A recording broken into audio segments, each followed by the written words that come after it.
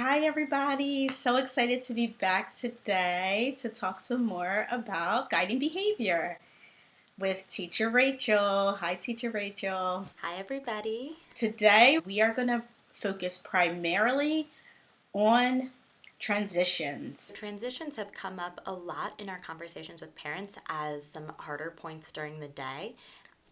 So we thought that we would talk about what transitions are, what feelings they might elicit, and some strategies.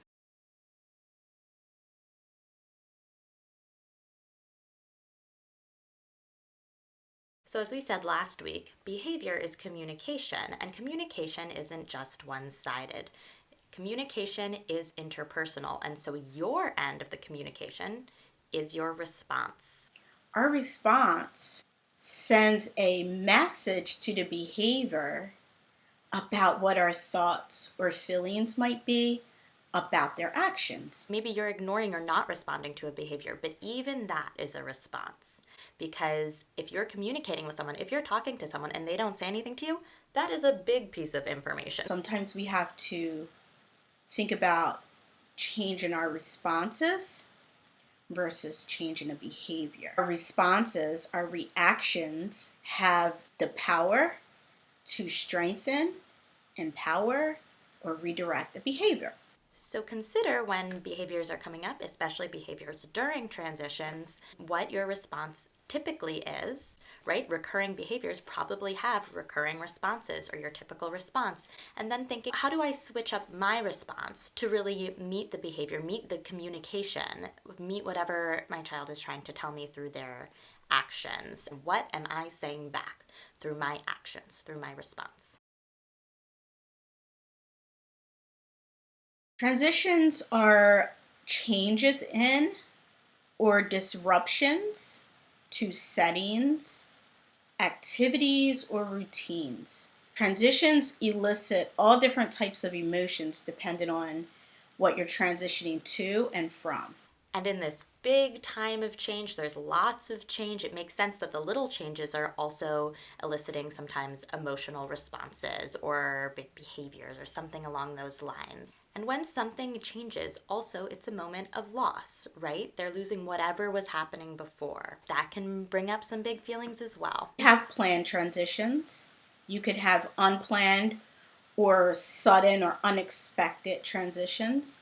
And then you have a third category that we put separate of a physical transition, which means like if you're going from really high energy to very low energy, um, that is a transition in itself. They could be transitioning from a place that's cold to warm, from getting attention to not getting attention, from having control over something to having less control over something, right? They might be losing something, they might be gaining something. A transition might be from you doing the activity with them to you going to do something else while they can continue the activity. That can be a transition too.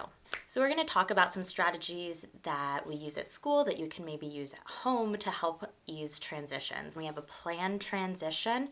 We are talking about that transition. We are preparing for that transition. I'm sure most of you are familiar with the one at CCS where we go in 5 minutes, 5 minutes. So that song is a cue to the children that in 5 minutes, something's going to change. And that change involves me. I'm going to have to change something inside of myself and outside of myself physically to meet that change. And it starts that processing, which is very important for young children to give them plenty of time to process it. I've had times where I've like sung the 5 minute song and then gone up to every child in the yard to say, just so you know, in 3 minutes we're going inside, or in 2 minutes, and like continuing to prepare them for that change. Being explicit, in 3 minutes you're going to hear that bell and it's going to be time to line up. What's your plan for when you hear the bell? And they'll say, I'm going to go and put my shovel down and then line up. Another way that we prepare is through timers, some visual timers. You can get apps on your phone that are timers. You can also use music, such as listening to a song and saying, at the end of this song, we are going to do XYZ. And using that same song every time. Consistency in transitions is really helpful. So every day transitioning into lunch is listening to Baby Beluga and always saying at the end of Baby Beluga, we are going to eat lunch. You will put down your crayon and we will walk over and wash our hands and then eat lunch. We have till the end of Baby Beluga. If you're transitioning from different energy levels, like from high energy to something that's mellower, use that energy. Make it an energetic transition that then turns into a calming transition. Doing some big movement that turns into breathing and large, and then turns into a big hug and squeeze and sit can help for them to physically transition, because it can be a big ask to physically transition. If your child has a highly preferred independent activity, you want to try to save that activity for a chunk of time where you need to be focused on your work. If they like to build Legos and they'll do that for themselves for hours, you want to only take those Legos out at that time. So that way it's novel for them. They really want to do it, and you already know that that's something that will keep them engaged for a longer period. We're all in the midst of this really big transition right now, so I think we can really relate to how much we're asking kids to do when we're asking them to change.